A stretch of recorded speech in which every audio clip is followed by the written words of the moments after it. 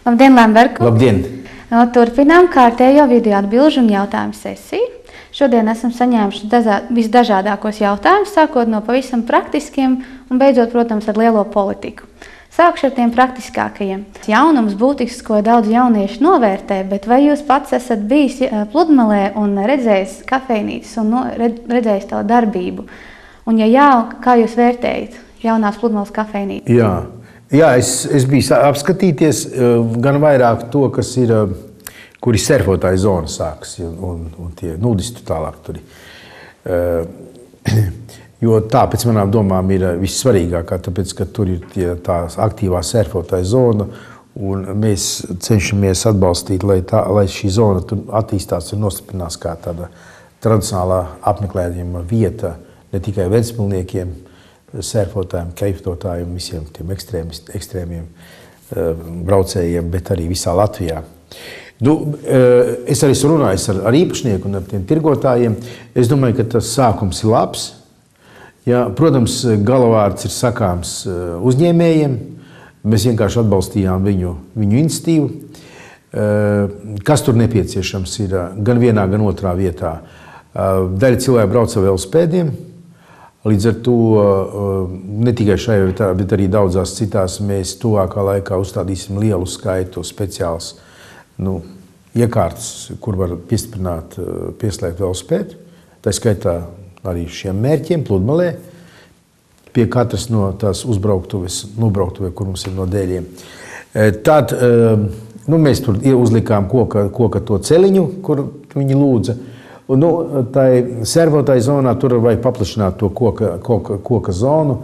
Mēs lūdzām, lai viņi arī iesaka, kā viņiem liekas, kā būtu labāk. Protams, mums jārēķinās, ka no vienas puses jūra, no otras puses kāps.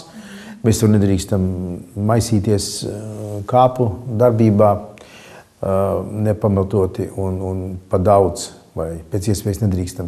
Un jūra atkal mums var pārmācīt, ka viss mūsu laips vienā kārtīgā pūtienā aiznesīs prom. Jā. Tā kā mums tur jābūt tādiem saprātīgiem. Bet uz nākošo sezonu mēs tur veiksim pasākumus, lai būtu apmeklētājiem ērtāk, no infrastruktūras viedokļa. Un sakiet, vai saņemts kādas sūdzības, jo pirms tam bija uztraukumi par to, ka zilā karoga pludmali, tur ir kafejnīca, jaunieši. Man pirmajam bija uztraukums, ka mēs to jautājumu skatījāmies, jo tur jautājums vienmēr ir par darba laiku un alkoholu. Un mēs vienreiz atļāvām to alkoholu, bet tās atsauksmes nebija labas. Policija mums noinformēja, ka tur īsta kārtība nebija un to naktī nodrošināt nav iespējams. Un pludmales galvenā funkcija tomēr ir pilnīgi cita. Un tad mēs nepiekritām, ka tur varbūt tur, un līdz ar to mēs tur ierobežojam. Man liekas, ka tur atļauj tikai to alu. Ja, un ar to arī lieta beidzās. Viņi tur dīca, ka tad viņi mazāk var nopelnīt un tā, bet redzēsim, kādi viņiem būs rezultāti. Apkoposim, ka beigsies tagad sezona, ko saka uzņēmēji, ko saka policija, kas tur skatās, ko saka mūsu komunālie dienesti, ja, ko saka apmeklētāji. Ja. Tad kopā pastīsimies, kā mēs varam šo lietu tur uzlabot. Jā, paldies. Es domāju, ka jaunieši novērtē. Cerams, jā. Tad ir tāds jautājums. Ne tikai jaunieši, ne tikai, protams. Tad ir kāds Latvijas patriots uzdod jums šādu jautājumu. Lembergs skaitās liels valsts patriots, tad kāpēc viņš nebija Rīgā uz neatkarības atgūšanas pasākumu baznīcā? Jā, to vajag sniegt atbildi. Arī Ventspilsies lasīt, tur bija tajā Halo Ventspils klausās, jā. Es tik tiešām ilgi domāju, braukt, nebraukt, jo svētdien bija visi tie pasākumi. Pirmkārt, man bija ciemiņi, un tas ielūgums atnāca pēc tam, ka man bija ieplānoti ciemiņi. Otkārt, man ir tik daudz to oficiālo pasākumu, ja, kad vēl braukt uz Rīgu un tur viss tās ceremonijas, tur baznīcā un tā. Man liekas, bez manīm tur gana tika. Beigās galvenais bija tie balsojumi 90. gadā. Un 91. gadā, un to 91. gadu es ļoti labi atceros, ja, tās dienas ļoti labi atceros, un tagad pa viņām runā ļoti daudz nepatiesības. Tur tagad ir tik daudz varoņi bijuši, kaut kā es viņus nemanīju, 19. un 20. Visi izlīd no alām 21. Tā kā es to labi atceros. Bet tas ir cits stāsts.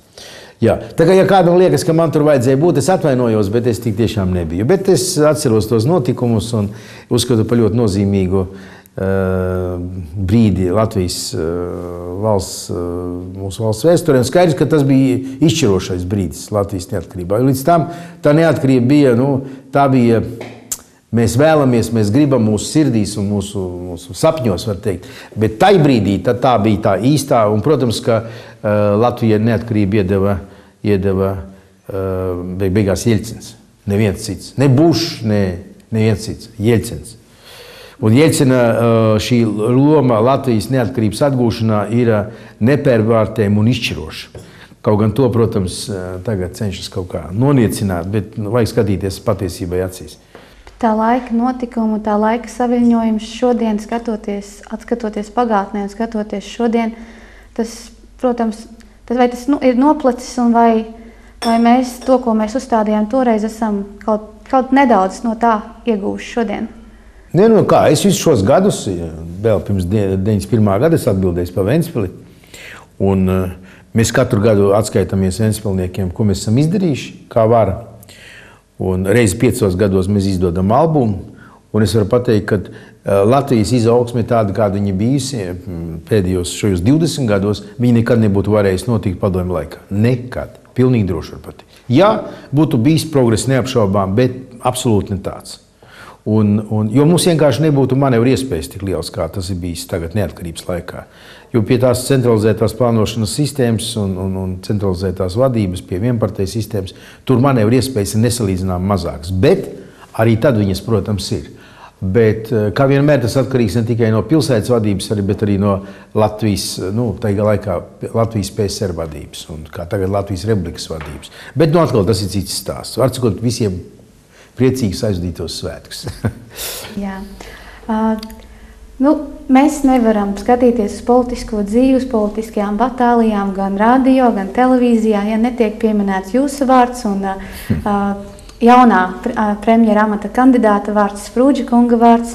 Un daudziem par nožēlu jāsaka, ka žēl, ka nenotiek diskusijas starp jums un Zatleru kungu, bet šāda diskusija notiks starp jums un Sprūdža kungu. Un tā bija tiešām daudziem interesanti vērot jūsu sarunu, drīzāk monologu, jo dialogs tur nebija. Bet kā jūs skatoties uz šo jauno cilvēku, raksturotu viņa nākotni politikā, tīpaši ministra prezidenta krēslā, ja viņš tur nokļūtu? Jūs saprotat, Zatlers 4 gadi vadīja valsti. Tagad izliekas, ka viņš tur tā kā vispār nav bijis šajā amatā. Bet, es domāju, ka tautai tik galvena īsa atmiņa nav. Un viņa tas galvenais arguments ir jaunas sejas. Visjaunākā seja, protams, ir dzemdību nodaļā. Visjaunākā seja. Bet tas nevar būt izšķirošais arguments un faktiski vienīgais arguments valsts vadībā, vai nozares vadībā, vai pašvaldības vadībā. Tā ir milzu atbildība, un lai tāda atbildība uzņemtos, jābūt ļoti daudz argumentiem par, kāpēc tas cilvēks to var darīt. Un, man nav ne mazāko šaubu, ka šis puisis vēl ļoti tālu ir no gatavības vadīt valsti. Un šāds sociāli, ekonomisks un politisks un pārbaudas eksperiments, kādu šobrīd piedāvā Zatlers, ka nevienam cilvēkam nav vispār nekādas pieredzes, nevienam, ne valsts pārvaldē, ne pašvaldību pārvaldē, arī nopietnu kompāniju pārvaldē.